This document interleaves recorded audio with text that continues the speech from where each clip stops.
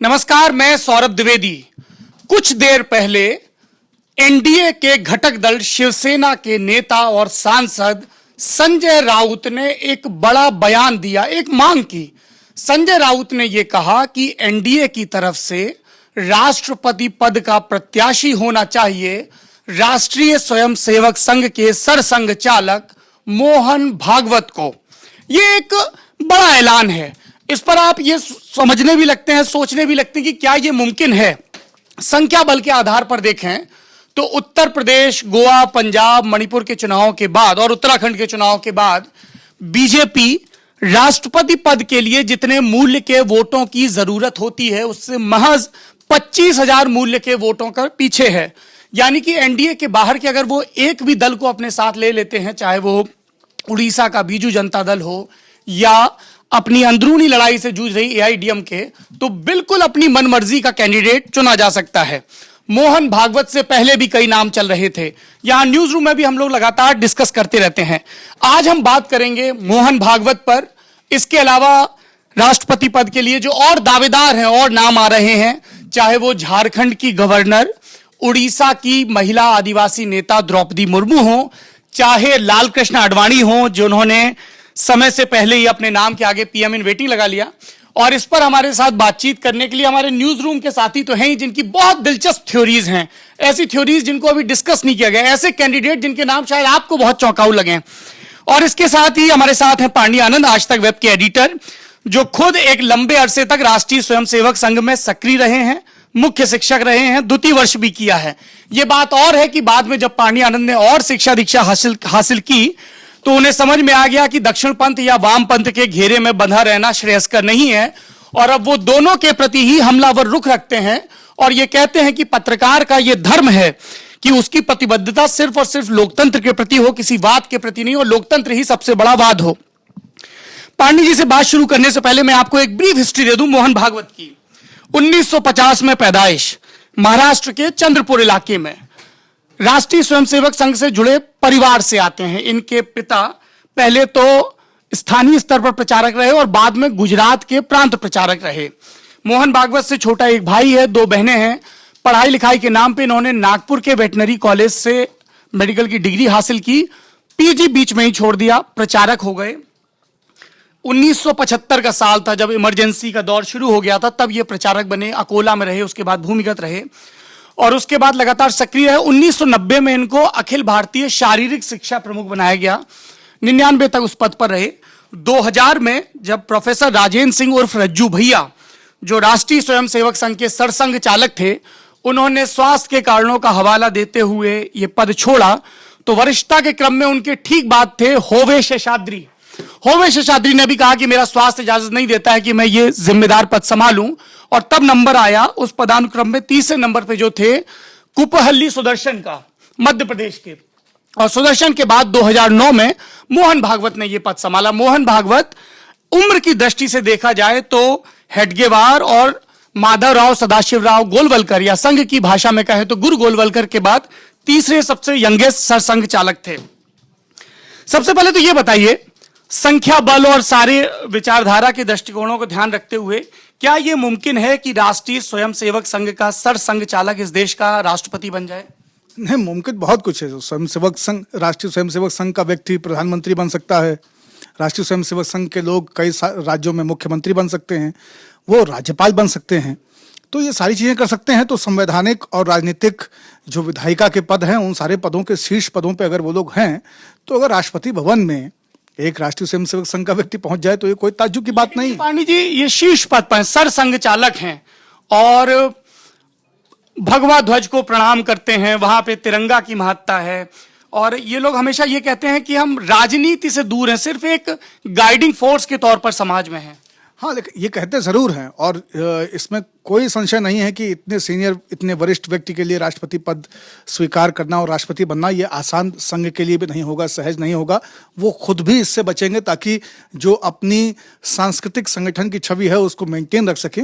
लेकिन बावजूद इसके आप ये देखिए कि ये बहुत अजीब सी स्थिति है कि आप संघ के अप्रोप्रिएशन का क्रम देखिए कि हम भगवा से निकले और अब हम तिरंगा लगाने लगे हैं। हम शाखाओं और मलिन बस्तियों से निकले, अब हम पार्लियामेंट में भी भाषण देने लगे हैं। भागवत जी अभी 2 दिन पहले ही शनिवार को एक बड़ी बैठक को संबोधित कर रहे थे। एक बड़ा मेमोरियल लेक्चर था, पार्लियामेंट के सभागार में वो कार्यक्रम हुआ। तो और संघ के तमाम सारे लोग, तमाम सारे प्रचारक, यहाँ तक कि जो वरिष्ठतम लोग हैं वो सारे लोग तमाम विश्वविद्यालयों के वाइस चांसलर्स की ट्रेनिंग कर रहे हैं, ब्यूरोक्रेट्स जो हैं वो उनसे जाकर के मिल रहे हैं। तो हर जगह पे संघ अपना प्रभाव और अपना काम करना शुरू कर चुका है। अच्छा ही होगा कि लोकतंत्र में वो राष्ट्रपति भी बन जाएं, ताकि ये जो एक जबरदस्ती का एक बुर्का पहन रखा है संघ ने, वो बुर्का उतर जाए और नकाबे नकाब होकर सारी सच्चाइयां सामने आ जाएं। एकदम उद्घाटित पुलों की तरह है, अब सब कुछ खुल के ये तो बहुत स्वाभाविक है ना कि जब जिस पार्टी की, जिस विचारधारा की जो भी पार्टी सत्ता में आती है, वो अपनी विचारधारा के समर्थक लोगों के जरिए विचार बनने की जो जो संस्थाएं हैं, चाहे वो यूनिवर्सिटीज हों चाहे दूसरे पद हों, उन पर काबिज होती है। लेफ्ट के जहां जहां गढ़ रहे हैं वहां पे जो लोग लेफ्ट से ना इत्तेफाकी रखते हैं वो कभी भी शीर्ष पदों पर नहीं पहुंच सकते। कांग्रेस के राज में भी ऐसा ही हुआ, कभी संघ की विचारधारा वाला या दक्षिण पंथ की विचारधारा वाला शीर्ष पद पर नहीं पहुंचा। तो इसमें गलत क्या है? वो चाहते हैं कि जब वो जीते हैं, मैंडेट उनके साथ है, तो हर जगह वो रिफ्लेक्ट हो। बिल्कुल, ये बहुत रिलेटिव चीज है। देखिए, संघ के लोग कहेंगे कि भागवत जी के राष्ट्रपति बनने में क्या बुराई है, बहुत अच्छा होगा। उसी तरह से देवबंद भी अपने आप को एक सांस्कृतिक संगठन बताता है, वो भी कहेंगे कि अगर कोई देवबंदी कल को राष्ट्रपति बन जाए तो उसमें क्या बुराई है। बन सकता है। सीपीआई एमएल का कोई व्यक्ति कह दे कि दीपांकर भट्टाचार्य राष्ट्रपति बन जाए तो उसमें क्या बुराई है। सोनिया गांधी और राहुल गांधी के लिए भी कहा जा सकता है कि भाई ये कोई सीधे इंटरवेंशन ना करते हुए सीधे राष्ट्रपति भवन ही पहुंच जाएं और वो 350 कमरे वाले मकान में जाके अकेले हुतू तुतू खेलते रहे जाकर के, तो इसमें क्या बुराई है। तो ये बुराई तो किसी चीज में है, सब रिलेटिव है। संघ वाले को लगेगा कि देवबंदी क्यों बन गए और देवबंद वालों को लगेगा कि संघी क्यों बन गए। ये विरोध भी लगातार चलता रहेगा। तो सहमति और असहमति तो रहेगी ही। समर्थ को नहीं दोष गोसाई, जो समर्थ है वो जो करेगा उसको लोगों को स्वीकार करना पड़ेगा, और समर्थ वही है लोकतंत्र में जिसके पास संख्या है। फिलहाल मोदी जी के अच्छे दिन हैं। अच्छा, ये बताइए, अगर जैसा कि हमें लगभग लगता है अपनी राजनीतिक समझ के मुताबिक कि ये संजय राउत ने एक सुरगा छोड़ दिया है, पर मोहन भागवत 99% ये अनुमान है कि इसके लिए राजी नहीं होंगे। जैसा आपने कहा कि संघ बहुत वीर तरीके से कंट्रोल चाहता है, ऐसे में आपके हिसाब से कौन है राष्ट्रपति पद का दावेदार? देखिए, हर चीज पे जो भी आकलन होता है, और ये पत्रकारिता की एक अजीब सी बीमारी है कि हमारे पास कुछ आंकड़े और कुछ इतिहास होता है, उसके आधार पे हम मकाऊ जाल अपना बुन रहे होते हैं। तो अब कुछ लोग इस बयान को ऐसे जोड़ेंगे कि शिवसेना जो है संघ को खुश करना चाहती है क्योंकि बीजेपी के साथ खटाव है। कुछ लोग इसको मराठा आइडेंटिटी के साथ जोड़ेंगे। कुछ लोग जोड़ेंगे कि नहीं, एक पंडित का नाम प्रोजेक्ट कर दिया है। कुछ लोग कहेंगे कि एक कुछ ना खाने पीने वाले और सांस्कृतिक अभ्युदय की बात करने वाले का नाम प्रोजेक्ट कर दिया है। तो इसके पक्ष में हजार तरह के तर्क गढ़े जाएंगे। जब मोदी जी किसी के बारे में सोच रहे होंगे तो वहां पे भी बताया जाएगा कि भाई वो किसी दलित को लाने वाले हैं, वो राजस्थान के फलाने सांसद हैं, वो दलित हैं, बड़े साफ सुथरे हैं, सीधे सज्जन। मध्य प्रदेश के थावरचंद गहलोत का नाम चल रहा है कि दलित हैं, फलाने हैं। फिर वो जो वहां पे राज्यपाल हैं बिहार, द्रौपदी मुर्मू हैं, झारखंड की राज्यपाल हैं। बल्कि मैं द्रौपदी मुर्मू के नाम पे आने ही वाला था। उड़ीसा की नेता, मयूरभंज की नेता, विधायक रही हैं। नवीन पटनायक के साथ जब भाजपा की गठबंधन वाली सरकार थी तब राज्य मंत्री रही हैं, और वो उड़ीसा की पहली ऐसी महिला हैं जिनको राज्यपाल बनाया गया। 2015 में वो झारखंड की राज्यपाल बनी। उनका नाम बहुत जोर शोर से चल रहा है, और जो ये थ्योरी दे रहे हैं पाणनी जी, तो वो भी एक कारण बताया जा सकता है कि उड़ीसा में चुनाव है इसलिए उनको उतार रहे हैं। ये बताया जा सकता है कि उनको लाया जा सकता है। हो सकता है उनके नाम पे बीजू जनता दल भी साथ आ जाए, उड़िया आइडेंटिटी के नाम पे। जिस तरह से दलित और ओबीसी के बीच में अप्रोप्रिएशन की कोशिशें दबा के हो रही हैं और देवरस जी की सोशल इंजीनियरिंग को आगे ले जाने का कोशिश लगातार चल रहा है। मोदी जी बार बार कह रहे हैं कि भाई जो 3 लोग सर्वश्रेष्ठ उनकी जानकारी में हैं, उसमें 2 नाम जो हैं वो एक ओबीसी है और एक जो है वो दलित है, अंबेडकर और पटेल। तो इस तरह से वो बार बार 3 नामों का जब वो जिक्र करते हैं कि गांधी, अंबेडकर, पटेल, यही 3 जो है आज के भारत के निर्माता हैं और मेरे प्रेरणा स्रोत हैं। तो उसमें एक अपर कास्ट है, एक ओबीसी है और एक दलित है। तो एक आदिवासी जुड़ जाए, तो एक आदिवासी आ जाए उसमें। और ये जो पूरे, तो ये सारे कयास हैं। लेकिन मोदी जी का झोला अबू जमावा के जंगल जैसा है, उसमें से कौन सी पर्ची निकलेगी और उस पर क्या नाम लिखा होगा, ये सोई जाने ही जिन देहु जनाई जाने तो तुम्हें हो जाएगी, है ना। तो मोदी बनना पड़ेगा मोदी के मन को जानने के लिए। मोदी के मन को जानने के लिए मोदी बनना पड़ेगा। ये मेरे साथी हैं केतन, क्रिकेट कवर करते हैं लार्जली। इनके पास एक बहुत दिलचस्प कैंडिडेट है जो इनके हिसाब से राष्ट्रपति बनना चाहिए। हम लोग न्यूज रूम में डिस्कस कर रहे थे कि भाई राष्ट्रपति पद की अहर्ता क्या है, तो बताया गया सबसे पहले तो उम्र 35 से ऊपर होनी चाहिए। तो उनकी उम्र जो आपके कैंडिडेट है 35 से ऊपर है। कौन है आपके कैंडिडेट? क्रिकेट का रेफरेंस आपने दे ही दिया, तो मेरे तो कैंडिडेट धोनी है। महेंद्र सिंह धोनी। महेंद्र सिंह धोनी। क्यों? राष्ट्रपति के बारे में मतलब पॉलिटिकल थोड़ा कम है मेरा, जी जी। बट देन ऐसा है कि जब भी वो मुसीबतें आती हैं तो भाग के फिर अल्टीमेट राष्ट्रपति के पास जाते हैं, राष्ट्रपति शासन और ये सारी चीजें। तो इंडिया में पिछले इतने सालों में मैंने धोनी को ही देखा है कि मुसीबत के टाइम पे आदमी उसके पास भाग के जाता है। तो वही एक ऐसी पर्सनालिटी, मतलब कैलकुलेटिव है, काम रहता है, तो एक वही समझ में आ रहा है। बाकी तो सब कुछ जमीन से जुड़ा है, माटी का लाल है, बहुत ही मॉडेस्ट पृष्ठभूमि से आए हैं और युवा है। मोदी जी हमेशा युवाओं की बात करते रहते हैं, तो ये क्या जरूरी है पांडे जी की कोई 70-80 का हो जाए तभी राष्ट्रपति बने? एक युवा राष्ट्रपति जस्टिन ट्रूडो की हम लोग कितना बात करते हैं कनाडा के। जैसा कि आपने बताया भी कि गुरुजी और डॉक्टर साहब के अलावा जो तीसरे सबसे युवा सर संघ चालक हैं वो भागवत जी हैं, तो सारी अहर्ताएं हैं। भागवत जी के तेवर गोलवरकर जैसे हैं और भागवत जी की, मैं धोनी की बात कर रहा हूं। भागवत जी की मूछें जो हैं वो हेडगेवार जी जैसी हैं और उनके पास सारे लोग, जैसे धोनी के पास सारे लोग शंका निवारण के लिए जाते हैं, उसी तरह से भागवत जी के पास सारे लोग जब इधर उधर। महेंद्र सिंह धोनी कैसे कैंडिडेट है राष्ट्रपति पद के लिए? धोनी के बारे में चिकन का कुर्ता पहन के बैठे हुए लखनऊ के लोग ज्यादा बेहतर बता सकते हैं। धोनी से अपना बहुत वास्ता है नहीं। जी, तो आपको क्यों लगता है धोनी क्यों होना चाहिए? एक तो क्राइसिस मैनेजमेंट की बात कही आपने, और बहुत ही काम एंड कंपोज हैं, चीजों को एनालाइज करते रहते हैं अपने दिमाग में, उनके दिमाग में उनकी पिक्चर चल रही होती है तो सब कुछ क्लियर होता है। तो धोनी के रास्ते में एक ही अड़चन है जो राष्ट्रपति बनने के लिए सबसे चिंताजनक होगी। हालांकि उसका भी जस्टिफिकेशन दिया जा सकता है कि भाई वो आवश्यकता नहीं, लेकिन सचिन तेंदुलकर की सदन में जो हाजिरी रजिस्टर में जो उनका रिपोर्ट कार्ड है, रिकॉर्ड है, सबसे कम आने वाले क्रिकेटर के रूप में, उसके बाद से सारी राजनीतिक पार्टियां एक क्रिकेटर को राष्ट्रपति देखना चाहेंगी, इसकी संभावना। इसमें पांडे जी एक चीज ये भी है कि सचिन की लोकसभा राज्यसभा में उपस्थिति सबसे कम है, लेकिन जो एमपी फंड आता है उसका खर्चा, चाहे वो आंध्र के गांव में एक मॉडल टॉयलेट्स वगैरह बनवाना, वो पूरा 100% है, पूरा इस्तेमाल, और वो अपनी जेब से भी लगा के कई बार खर्च कर देते हैं। बेचारे नेता गरीब लोग होते हैं, सचिन तो खर्चीले आदमी हैं, तो खर्चा हो गया उनसे। जी, सचिन क्यों नहीं, धोनी क्यों? सचिन को भारत मिल चुका है इसलिए नहीं, क्योंकि जैसे सर ने बोला कि वो अटेंडेंस कम रही सचिन की और ये सारी चीजें, तो धोनी का है कि धोनी को स्विमिंग सेशन सबसे कम पसंद थे, उसे नफरत थी स्विमिंग सेशन से। लेकिन सिंस कोच ने बोला हुआ था कि स्विमिंग सेशन होने कंपलसरी है, तो धोनी बीइंग द कैप्टन वो सबसे पहले पहुंचता था, तो उसे एटलीस्ट अपनी जिम्मेदारी पता है, अनुशासन में बने रहेंगे। ऋषभ हैं हमारे साथ, हमारे राजनीतिक विश्लेषक। ऋषभ, सबसे पहले तो अरिथमेटिक समझाइए, राष्ट्रपति पद के लिए एनडीए के पास कितने वोट हैं, कितने वोटों की जरूरत है, कितने वोट चाहिए होते हैं, और चुनाव कब है? 24 जुलाई को चुनाव है। क्योंकि राष्ट्रपति के चुनाव में सारे सांसदों और विधायकों के वोट काउंट किए जाते हैं। किस हिसाब से उसका मूल्य कैसे तय होता है? क्योंकि तमिलनाडु के विधायक का वोट का मूल्य, यूपी के विधायक का वोट का मूल्य और मणिपुर के विधायक का वोट का मूल्य एक नहीं होता है। जी, वो पॉपुलेशन के आधार पर तय होता है। लोकसभा और राज्यसभा के सांसदों के वोट बराबर होते हैं, चाहे कहीं के भी हों। 708 होती है उनकी संख्या। हर सांसद का वोट 708 मूल्य का है। 708 मूल्य का है, और 1971 की आबादी के आधार पर विधायकों के वोट तय किए जाते हैं। और ये कुछ इस हिसाब से होता है कि रिप्रेजेंटेशन बराबर है, सारे सांसदों के वोटों का मूल्य सारे विधायकों के वोटों के मूल्य के बराबर होता है। पर ये आप कह रहे हैं कि जनगणना 1971 की चल रही है? जी, उसके आधार पर ही किया जाता है, क्योंकि उसके बाद कुछ राज्यों में प्रत्याशित रूप से ज्यादा आबादी बढ़ी है, किसी में कम बढ़ी है, तो वोटों का अंतर बहुत ज्यादा न हो जाए, इसलिए उसको वहीं रखा जाता है। 2031 में शायद इसको रिवाइज किया जाएगा। 31 में। तो अभी क्या है स्थिति, मौजूदा स्थिति? अभी एक सांसद के वोट की कीमत है 708, और यूपी के एक विधायक के वोट की कीमत है 208, वहीं पर सिक्किम के एक विधायक के वोट की कीमत है 7। तो प्रेसिडेंट के इलेक्शन के लिए टोटल 11 लाख वोट चाहिए होते हैं।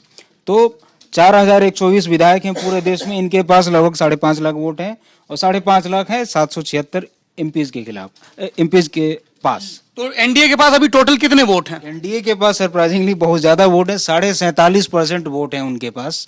और 2012 में मात्र 33% वोट थे यूपीए के पास। फिर भी इन लोगों ने राष्ट्रपति के चुनाव में 69% वोट इकट्ठा कर लिए थे। तो उस हिसाब से देखिए तो बीजेपी बहुत ही स्ट्रांग पोजीशन में है।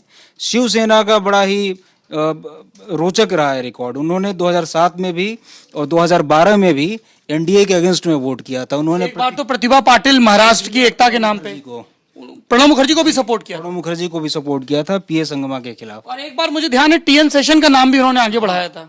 लेकिन अभी क्या है कि बहुत बार ट्रेंड ये देखा जाता है कि जो छोटे दल हैं, जैसे बीजू जनता दल है, या अभी तो दूसरी सबसे बड़ी पार्टी लगभग दूसरी या तीसरी है डीएमके, कांग्रेस के बाद मेरे ख्याल से वही है सांसदों के मामले में।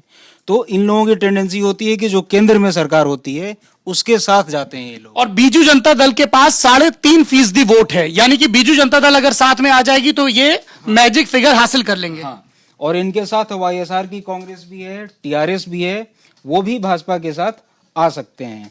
और नीतीश कुमार का ये क्यूरियस केस रहेगा कि अगर आडवाणी या फिर मतलब कुछ वैसे कैंडिडेट न चुने जो मतलब कि नीतीश कुमार के हिसाब से कंट्रोवर्शियल है, उनको न चुन के किसी और को चुना जाए, तो नीतीश कुमार का बीजेपी के प्रति रुझान देखते हुए ये कहा सकता है कि वो इनको सपोर्ट करेंगे। ऋषभ ने ये एक दिलचस्प नाम लेके आए ऋषभ इस बहस में, लाल कृष्ण आडवाणी।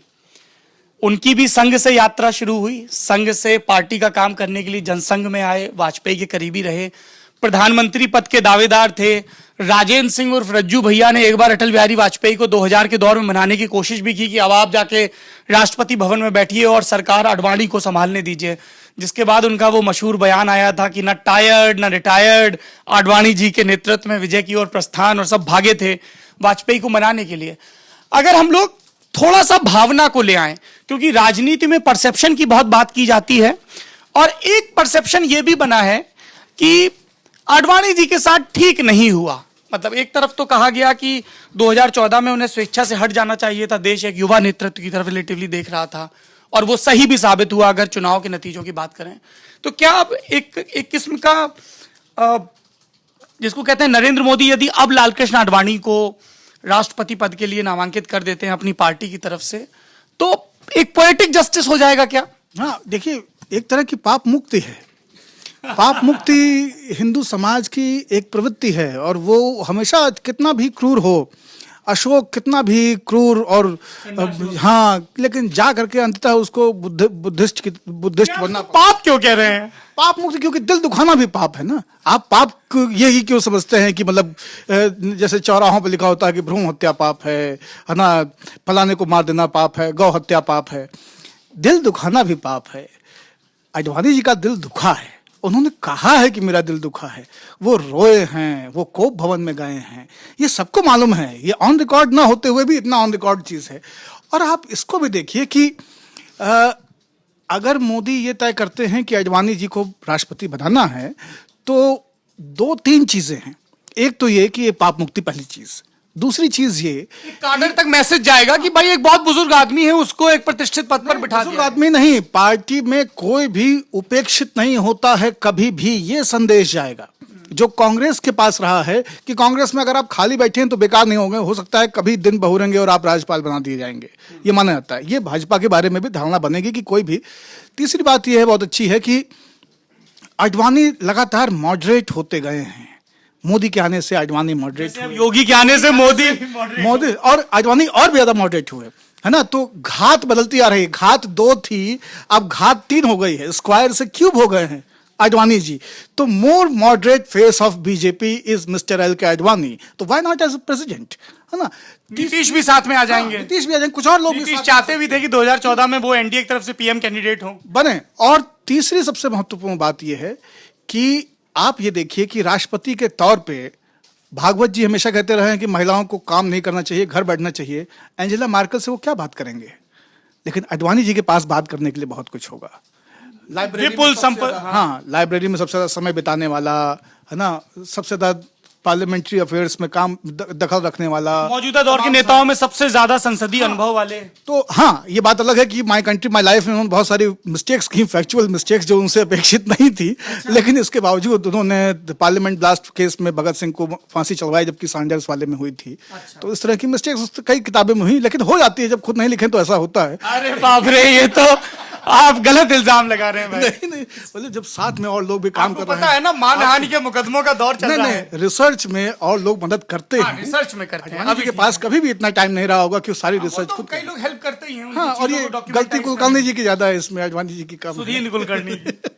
तो बहरहाल मेरा कहने का मतलब ये है कि आप जब किसी को राष्ट्रपति बनाते हैं तो ये सोच के बनाते हैं कि बाकी राष्ट्र नायकों, राष्ट्राध्यक्षों से आप क्या बात कर रहे होंगे, आपका व्यक्ति क्या बात कर रहा होगा। जैसे प्रणब मुखर्जी के पास बहुत कुछ बात करने के लिए है, प्रतिभा देवी सिंह पाटिल के पास शायद इतना नहीं रहा होगा, है ना, संकट इस तरह के थे, तो इस वजह से वो अनपॉपुलर रहीं। एक सहमति से बनी हुई राष्ट्रपति को भी लोग दूसरे तरीके से देखते रहे। या फिर आप बिल्कुल ही दूसरे किस्म का अनुभव लेके आए, जैसे एपीजे अब्दुल कलाम थे, उनके पास कोई संसदीय अनुभव नहीं था, लेकिन एक वैज्ञानिक के तौर पर इतना अनुभव था कि वो एक बहुत ही नए किस्म का विजन लेके आए। लेकिन इसके बावजूद कलाम तमाम तरह के विचारों और विचारधाराओं के लिए एक खुले व्यक्ति थे। उन्होंने क्या किया, क्या नहीं किया, इस वजह से वो राष्ट्रपति के रूप में रिप्रेजेंट नहीं करते थे खुद को। वो इस तरह से रिप्रेजेंट करते थे कि I represent a country which is very diversified. जनता का राष्ट्रपति कहा जाता और था। जनता का राष्ट्रपति, उसी तरह से रहना, उसी तरह की बातें, सारी चीजें, तो वो सारी चीजें उनके साथ थी जो उनके पक्ष में काम करती। मुझे ध्यान आ रहा है, जो इकलौती मांग जब कोई नया राष्ट्रपति आता है तो वो अपने स्वभाव और जरूरतों के हिसाब से राष्ट्रपति भवन को बताता है, उसके मैनेजमेंट को, कि हमें क्या चीजें चाहिए। एपीजे अब्दुल कलाम ने सिर्फ एक मांग रखी थी जब वो वहां पहुंचे, बोले इंटरनेट बहुत स्लो है, तो कुछ एक्स्ट्रा सर्वर लगाए गए थे ताकि तेज इंटरनेट मुहैया कराया जा सके उन्हें। इसी का संकट है, उन्होंने सही किया। वो एयरटेल की लाइन ले लेते तो तब दिक्कत नहीं होती। तो अपने रिश्तेदारों से भी किराया तक भी ले लेते थे जो उनके यहाँ रुकने आते थे राष्ट्रपति भवन में। जी, अब्दुल कलाम किराया जमा कहाँ करते थे? राष्ट्रीय संपदा कोष। राष्ट्रीय संपदा कोष में जमा कराया था उन्होंने। सर, आडवाणी के पक्ष में एक और बात जाती है कि अभी भाजपा के को लेकर जितनी भी प्रेडिक्शंस हो रही हैं कि ऐसा नहीं होगा, लोग कह रहे थे कि आदित्यनाथ को मुख्यमंत्री नहीं बनाएंगे, उनको बनाया गया, तो एक तरीके से पूरा मतलब राइटिस्ट टू एग्जीक्यूटिव तैयार हो रहा है पूरे देश में। तो आडवाणी शायद पहले स्टेट्समैन है राइट विंग के जो कि इस पद तक पहुंच सकते हैं। मेरे ख्याल से उनके अलावा कोई और नहीं है। मुरली मनोहर जोशी जी के बारे में भी सोचा जा सकता है, लेकिन क्योंकि वो भी एक नाराज चल रहे चाचा जैसी भूमिका, मार्गदर्शक मंडल में 2 ही लोग हैं। हाँ, तो लेकिन फिर तो बहुत सारे नाम खुलते आएंगे, फिर तो हम हिमाचल की तरफ भी चले जाएंगे। इतने वरिष्ठ व्यक्ति वहां पे, शांता कुमार, इतने वरिष्ठ व्यक्ति वहां पे बैठे हुए हैं, फिर तो उम्र का लिहाज नहीं रह जाएगा। लेकिन यहाँ पे आप इस बात को एकदम ध्यान रखिए कि, अच्छा, मैं एक बात आपसे और कहना चाहता हूँ कि राष्ट्रपति चुनाव को लेके जो पूरी बहस है, इससे भी ज्यादा रोचक बहस जो है वो उपराष्ट्रपति पद को लेके होने वाली है। और कई लोग जो युवा भी हैं, जिनके पेट अंदर हैं और जो स्वस्थ दिखाई देते हैं और मोदी जी के इर्द गिर्द चलते हैं, उनमें जबरदस्त कंपटीशन है आपस में कि उपराष्ट्रपति, इसके ऊपर बहस फिर कभी हम लोग को करनी चाहिए। पर कुछ संभावित नाम तो बता दीजिए। आपने संसदीय रिपोर्टिंग की इतने बरस। नहीं, संसदीय रिपोर्टिंग की तो संसदीय कार्यों के लिए जिनको जिम्मा दे रखा है वो वेंकैया जी ही सबसे ज्यादा आतुर मुझे दिखाई देते हैं। वेंकैया जी का नाम राष्ट्रपति पद के लिए भी चल रहा है, वेंकैया नायडू का। दोनों में से जिसमें भी फिट हो जाए वो ये है कि भाई second AC, third AC ticket मिल जाए अपने। सुरगा तो अरुण जेटली का भी छोड़ा जा रहा है कि साहब अरुण जेटली को भी राष्ट्रपति भवन भेजा जा सकता है। अरुण जेटली नहीं आएंगे क्योंकि प्रैक्टिस भी एक चीज होती है। वकालत की प्रैक्टिस छूट जाएगी, है, लाभ के किसी उस पर नहीं रह सकते हैं। और अरुण जेटली लुटियंस दिल्ली में मेरे ख्याल से नरेंद्र मोदी के इकलौते क्राइसिस मैनेजर भी हैं जो, हाँ, रखें तो मोदी जी के तमाम आगत प्रागत के लिए जो एक व्यक्ति दिल्ली में जिम्मेदार है, जैसे जब हम किसी नई कॉलोनी में घर लेते हैं तो वहाँ पे एक ब्रोकर होता है जो कि व्यवस्था करता है, हमें घर दिलवाता है, सारी बंदोबस्त करवाता है, हमारा इंतजाम कर देता है। तो मोदी जी के दिल्ली के जो प्रबंधक हैं वो जेटली जी हैं। यदा कदा कुछ गलतियां हो जाए, लेकिन वो चीजों को बहुत बारीकी से समझते हैं, पार्लियामेंट के अंदर भी और पार्लियामेंट के बाहर भी, और उनके लिहाज से, कोर्ट के लिहाज और कई ऐसे कारण हैं जिसकी वजह से मोदी जी नहीं चाहेंगे कि जेटली जी कार्य मुक्त होकर के और वहां पे जाके बैठ जाएं। अमित शाह चाहेंगे, शायद वो अवश्य चाहें, लेकिन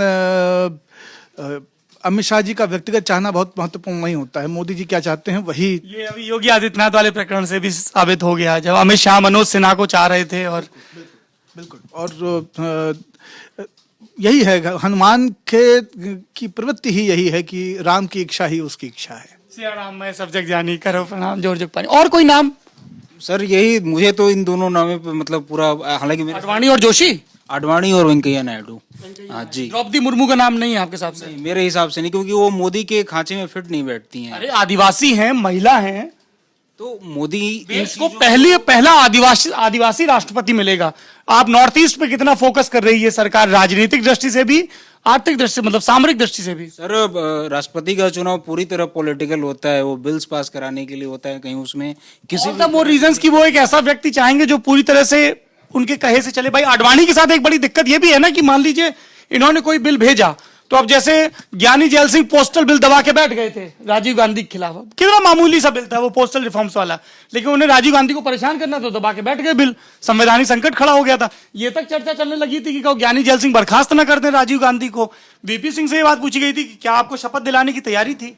तो आडवाणी, ऐसा तो हो सकता है ना कि संसदीय परिपाटियों का हवाला देते हुए सरकार के किसी बिल को रोक लें, पुनर्विचार के लिए भेज दें, तो इससे तो मोदी की बड़ी किरकिरी हो जाएगी। किरकिरी नहीं होगी इससे। दरअसल आप ये देखिए कि एक तरह का वैक्यूम है कि अभी तक भारतीय जनता पार्टी का या संघ का कोई व्यक्ति राष्ट्रपति पद तक नहीं पहुंचा है। बिल्कुल। तो ये एक वैक्यूम है। उपराष्ट्रपति एक बार भैरव सिंह शेखावत बने, शेखावत हुए, लेकिन बहुत कोशिश करके भी वो राष्ट्रपति नहीं बन पाए। तो और वो एक मलाल उनको भी रहा और उनके साथ साथ संघ के भी कई लोगों को रहा, क्योंकि वो संघ प्रिय भी थे। लेकिन एक ये चीज है कि उस वैक्यूम को, उस गैप को भरना चाहेंगे कि 17 साल में पहली बार भाजपा का काडर से निकला हुआ या संघ की पृष्ठभूमि से निकला हुआ कोई व्यक्ति राष्ट्रपति बने। वो एक इच्छा इस बार उस एक टारगेट को बीट करने का, क्योंकि मोदी की प्रवृत्ति टारगेट्स को बीट करने की है, नए कीर्तिमान स्थापित करने। उत्तर भारत का कोई दलित नेता, क्योंकि दलित वोट बैंक पे जितना आक्रामक होकर बीजेपी काबिज होना चाहती है और उसके नतीजे भी उसको देखते हैं जब वो सफल होती है, यूपी उसका एक हमारे सामने है, तो एक दलित फेस हो नॉर्थ इंडिया का जिसको वो बनाए। के.आर. नारायणन इससे पहले देश में सिर्फ एक बार दलित राष्ट्रपति हुए हैं, के.आर. नारायणन। उसे पहचान नहीं मिली, मतलब आप किताबों में ही पढ़ते हैं, आम जनमानस में ये चीज नहीं है कि एक दलित। साउथ में तो कांग्रेस और दलित तो साउथ से नॉर्थ की बात करें जहाँ पे बीजेपी ज्यादा एग्रेसिव है, यहाँ पे वो बात नहीं चली थी। थावरचंद गहलोत का नाम आ सकता है जो सामाजिक कल्याण मंत्री है। नहीं है कि पहचान नहीं मिलती। देखिए, कुछ संकेत जमीन पे एक वोट के लिए भी नहीं दिखाई देते हैं प्रत्यक्षतः, लेकिन परोक्ष रूप से वो बहुत सारी चीजें बना रहे होते हैं।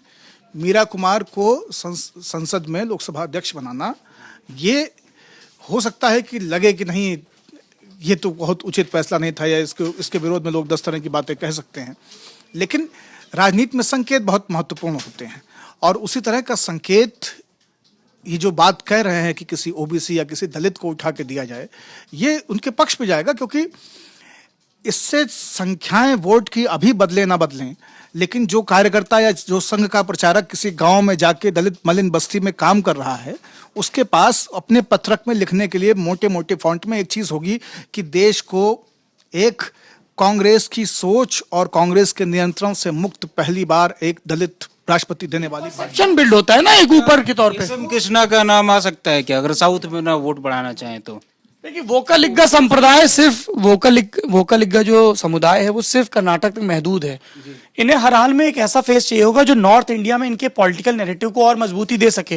जैसा पांडे जी कह रहे हैं कि यदि एक दलित जाएगा तो जो जमीन पे काम कर रहा है काडर, वो दलितों से ये कह सकेगा कि न सिर्फ आर्थिक आधार पर मजबूती देने के लिए सरकार तमाम स्कीम चला रही है, रिप्रेजेंटेशन का जो सबसे टॉप पोस्ट है, राष्ट्रपति का पोस्ट, उस पे हमने एक दलित व्यक्ति को बताया।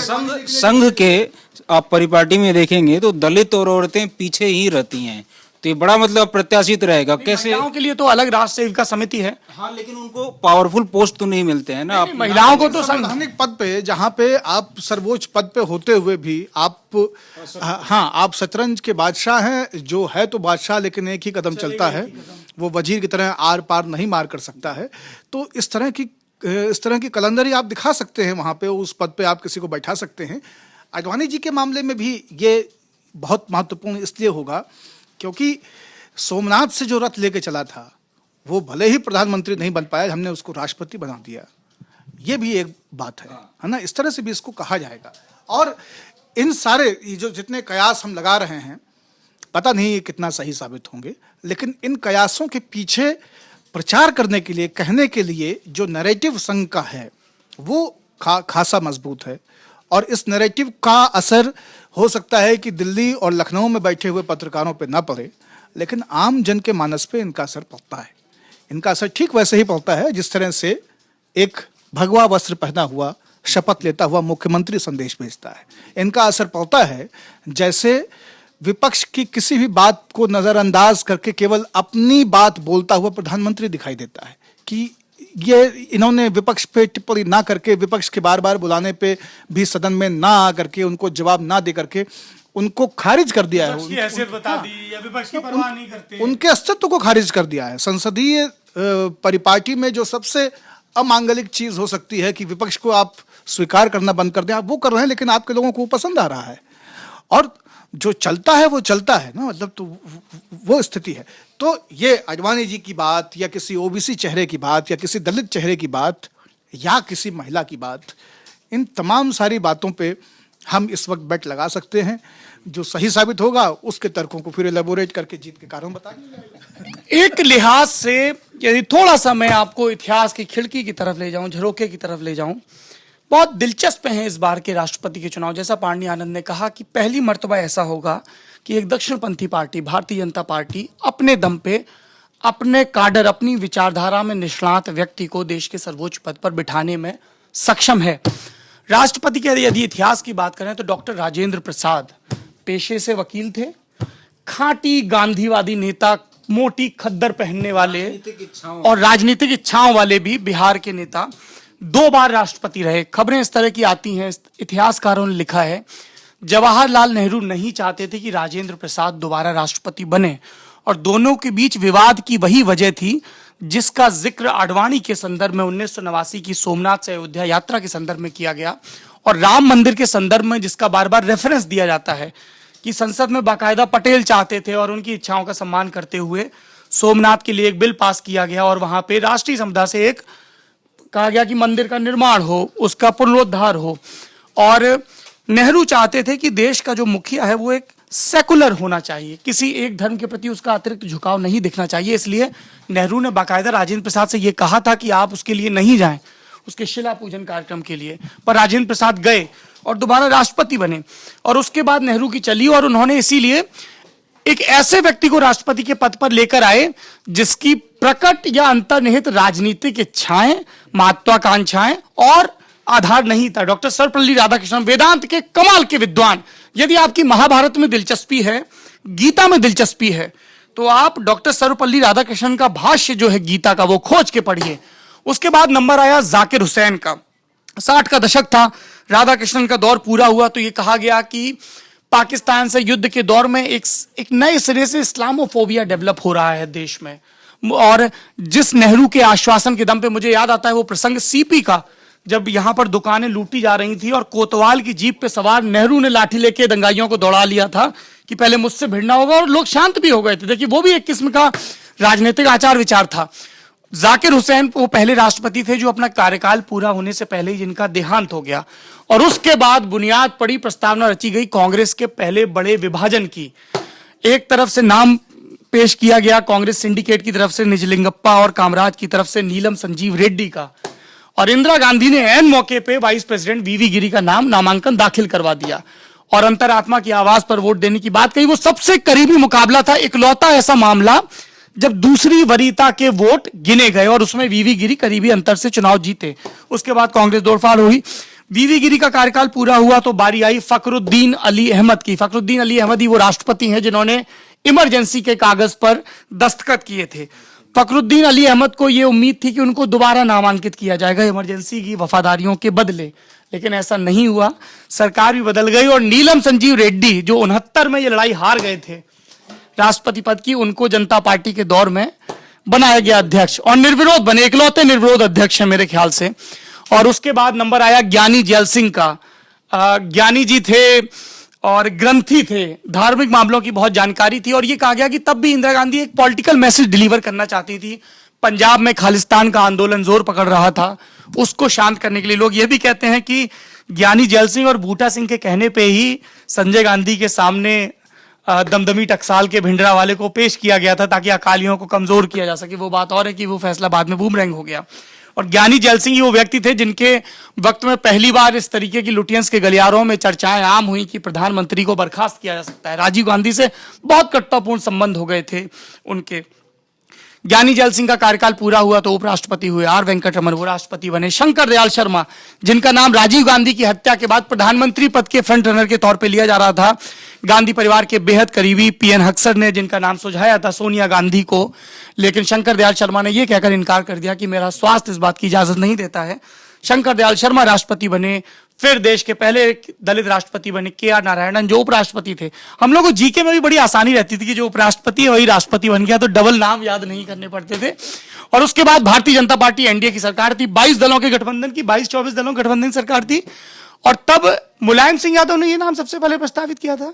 क्या थी कहानी? एपीजे अब्दुल कलाम का नाम आने, क्योंकि नाम तो पीसी अलेक्जेंडर का चल रहा था, उसके भी पहले कृष्णकांत का नाम चल रहा था। समाजवादी नेता, युवा तुर्क रहे, उपराष्ट्रपति थे, और कहते हैं कि अटल बिहारी वाजपेयी ने उनको पिंकी प्रॉमिस दिया था कि आप ही को राष्ट्रपति बनाएंगे, और नहीं बनाया तो बाद में उनकी हार्ट अटैक के चलते बहुत जल्द मौत भी हो गई। नहीं, दरअसल कलाम जो है ना वो परमाणु परीक्षण पोखरण की जीत थे, राष्ट्रवाद के एक नए सिंबल बन गए थे। तो इसलिए उनका नाम आने के बाद में सहमति इसलिए भी बनती गई, इसलिए भी लोग सरेंडर करते गए कि एक मुसलमान जो रामायण का जिक्र करता है, तीरों की बात करता है, और तमिलनाडु से आता है, कर्नाटक म्यूजिक में उसकी विशेष रुचि है, बहुत ही सादा सिंपल जीवन शैली है, संघ की तरह विवाहित है, तो हाँ अविवाहित है, तो बहुत सारे फैक्टर्स। लेकिन जो उसमें सबसे महत्वपूर्ण था वो ये था कि इसमें वही तस्वीर काम कर रही थी जिस तस्वीर में टोपी लगाए हुए अटल बिहारी वाजपेयी अपनी धोती सदरी कुर्ता पहने और साथ में अब्दुल कलाम पोखरण की साइड पे, जहाँ पे वो खाई के ऊपर एक पुल बना हुआ था टेम्परेरी, और उसके ऊपर वो खड़े होकर तस्वीर, हाँ, तो वो एक ऐतिहासिक तस्वीर है। तो उसमें और भी लोग हैं, लेकिन ये तो उस तस्वीर का जो इतिहास है, पीसी अलेक्जेंडर का भी बहुत नाम चला था, महाराष्ट्र के राज्यपाल रहे थे, राजीव के बेहद करीबी ब्यूरोक्रेट भी थे। और क्योंकि कलाम पे कोई एलिगेशन नहीं है, क्योंकि कलाम पे किसी पार्टी का होने का कोई आरोप नहीं है, कोई किसी विचारधारा से नंबर गेम के लिए भी सूट कर रहे थे, तो इसलिए, और मुसलमान भी हैं, तो मतलब ये जो सेकुलर खेप है पार्टियों की, आप उसे भी निस्त नाबूद कर देते हैं। मेरे ख्याल से अगर मेरी याददाश्त सही साथ दे रही है तो कैप्टन लक्ष्मी सहगल को उनके खिलाफ वाम दलों ने लड़ाया था। बिल्कुल, तो हाँ, शायद दूसरी बार में खड़ा कराया गया था। हाँ, लेकिन लक्ष्मी सहगल चुनाव लड़ चुकी थी कम्युनिस्ट पार्टी के टिकट से, और बहुत सारी और चीजें थी, तो लाजमी था कि वो टिकट लड़ी।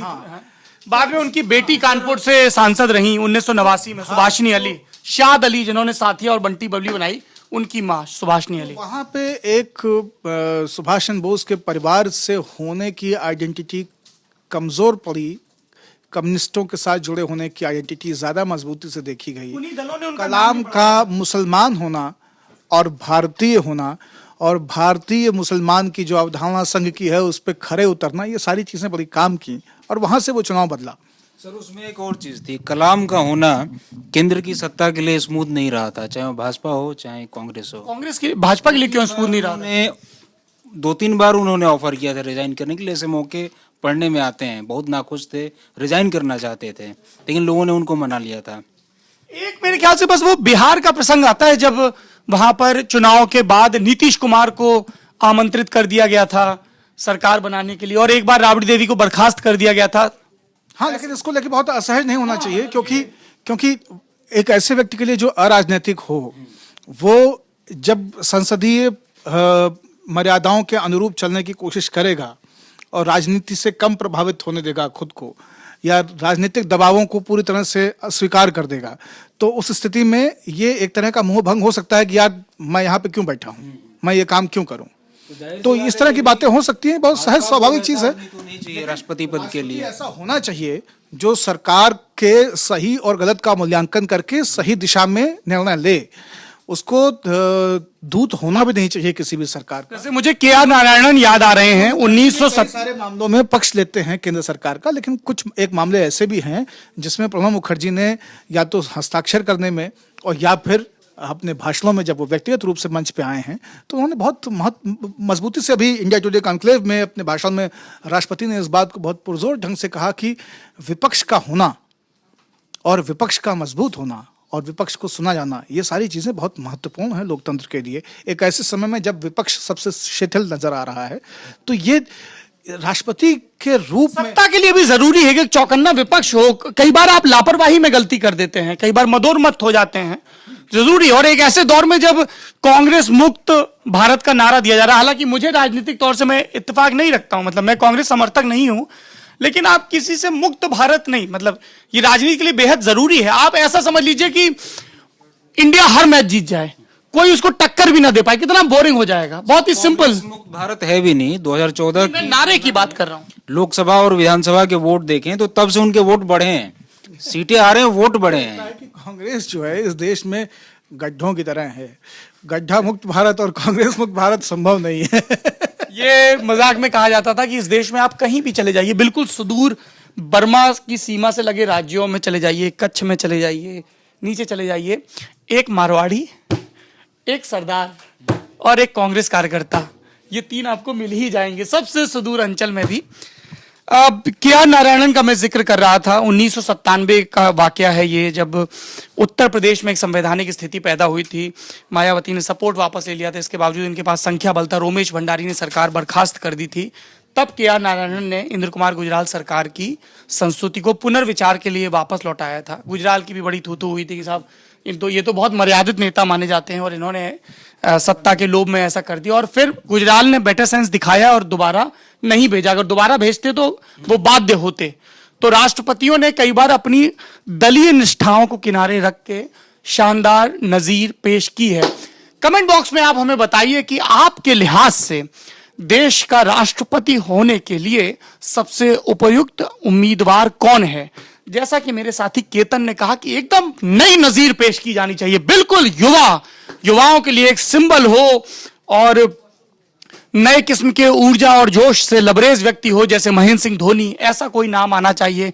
किसी विश्वनाथन आनंद का नाम हो सकता है, महेंद्र सिंह धोनी का नाम हो सकता है, किसी कलाकार का नाम हो सकता है जो युवाओं के लिए प्रेरणा स्रोत हो, या विज्ञान या किसी दूसरे फील्ड से आने वाला व्यक्ति हो, कोई प्रोफेसर हो। देखें तो कोई जज भी हो सकता है, चेतन भगत भी हो सकते हैं। जज मतलब कोर्ट के जज, चेतन भगत नहीं। कोई चेतन भगत एक किस्म के जज हैं, ट्विटर पे अदालत से जाते हैं। चेतन भगत हो सकते हैं, वैसे मोदी जी के करीबी हैं। सहवाग और चेतन भगत दो सहवाग और चेतन भगत दो यूथ आइकन। रणदीप हुड्डा उपराष्ट्रपति हैं। लेकिन ये जो आप कह रहे हैं कि एकदम नई चीज, एकदम कोई नई तरवाई, कोई एकदम नया नाम हो सकता है, तो मुझे लगता है कि 2014 से अभी तक इस तरह के तमाम सारे सरप्राइज जो है मोदी लोगों को दे चुके हैं, और राष्ट्रपति और उपराष्ट्रपति के नाम जो होंगे वो कम सरप्राइजिंग नहीं होंगे।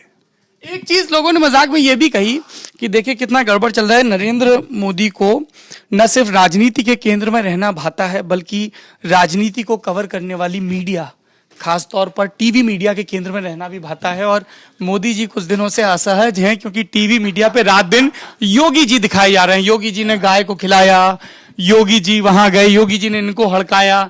जो आप बता रहे थे कि एक दिन मोदी जी ने नाश्ते पे भी बुलाया, तो थोड़ी देर में योगी जी कोतवाली का निरीक्षण करने पहुंच गए। तो ऐसे में मुझे लगता है कि युवा नाम इसलिए शायद ना हो क्योंकि यदि कोई युवा राष्ट्रपति बन गया तो मीडिया का बड़ा फोकस रहेगा कि साहब यंग राष्ट्रपति और एकदम। लेकिन आप इसमें मोदी की लार्जर पॉलिटिक्स को भी समझिए और मीडिया की जो उनकी समझ है उसको भी समझिए, जो कि कमाल की है। हाँ, जो कमाल की है, इसलिए क्योंकि राष्ट्रपति पे अगर मोदी की राय इतनी स्पष्ट होती और लोगों के लिए जान पाना उसको इतना सहज होता, तो ना तो आप फेसबुक लाइव कर रहे होते और ना अभी राष्ट्रपति चुनाव तक लगातार जो राष्ट्रपति कौन करके एक बहस, एक चर्चा, लिखना पढ़ना, डिबेट करना जारी रहेगा। वो सारी चीजें ठंडी हो जाती है। जैसे उत्तर प्रदेश में 6 महीने इस पर बहस हुई कि भाजपा जीती तो मुख्यमंत्री कौन, और फिर उन्होंने मोदी जी सबसे कहते हैं अच्छा खेलो, तुम बताओ। जब सब लोग नाम बता कहते नहीं, सबका कौवा उड़ गया, सबका कबूतर उड़ गया, है ना, मेरे हाथ में तो ये है ना, तो tippy top what colour you want. तो मोदी जी का चलिए इसी खुशनुमा मौके पर ये लाइव खत्म करते हैं। कमेंट बॉक्स में बताइए आपके हिसाब से देश का राष्ट्रपति बनने का उपयुक्त उम्मीदवार कौन है। नरेंद्र मोदी के हेड से इस बार कौन सा कबूतर निकलेगा। हम किसी व्यक्ति को कबूतर नहीं कह रहे हैं, उस सरप्राइज के लिए कह रहे हैं जिसको पांड्या टिपी टॉप के जरिए व्यक्त कर रहे थे। देश और दुनिया की तमाम खबरों के लिए, उन खबरों के लिए जिनका हमारी और आपकी जिंदगी से सीधा जुड़ाव है, उन किस्सों के लिए जो हमारे और आपके वक्त के नैरेटिव को समझने में, समझाने में और बनाने में अहम रोल निभाते हैं, लगातार पढ़ते रहिए thelalantop.com। और यदि आप YouTube पे ये वीडियो देख रहे हैं तो हमारे YouTube चैनल को सब्सक्राइब करना मत भूलिए। मेरा नाम सौरभ द्विवेदी, कैमरे के पीछे अमितेश सिन्हा। शुक्रिया।